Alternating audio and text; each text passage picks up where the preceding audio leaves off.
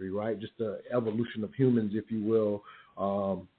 And I understand that some people may not subscribe to the science, if you will, but to your point, yes, we are not naturally monogamous, naturally, if you will. Even the concept of monogamy inside of marriage is is actually to a degree a construct, if you will, right? The construct that really, if you really dig into the history, and I'm just going to give a real basic level history, and we'll get to it's a caller that wants to get in, but a basic level history is really monogamy started coming into play as humans figured out, evolved into farming, and said, okay, I have this plot of land, I now want to protect it, if you will, and so men in particular were saying, hey, well, now that I have this land that I want to pass down to my progeny, I need to make sure that any child that comes out this woman is mine.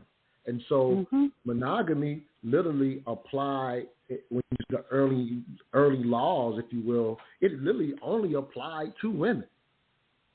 It was never even a concept that the man had to be monogamous. This was even arguments that happened even within religion and inside the church. The church kind of came along and pushed the concept of monogamy to the man as well. But prior to the religious aspects, initially it was, I'm giving this short version, but if I'm going to pass this land to my children, I need to make sure these children are mine. What is it? Mama's baby, daddy's maybe. And so there were actual legal laws just really focused on, I need to make sure this is my, in a sense, my child.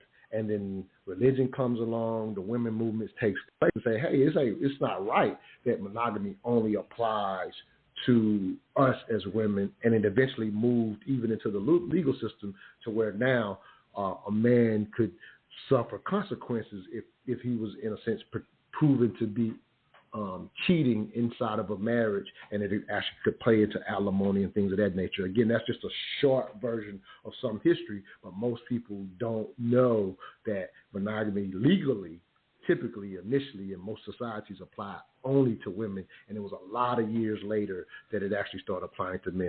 Any quick thoughts on that? Then I'm going to go to a caller, Latrice. No, that's absolutely how it evolved. And, I think a lot of folks don't know that history. And because they don't know that history, I think that lack of information informs, or lack of information disinforms how they respond or don't respond to infidelity. No, absolutely. I would, if it's your first time hearing this history, I would absolutely, that's what we like to do on Mental Dialogue, challenge status quo thinking, but even whatever your value system is, consider that actual history in what your thoughts may be, because again, we know this is not a black and white issue. Let's get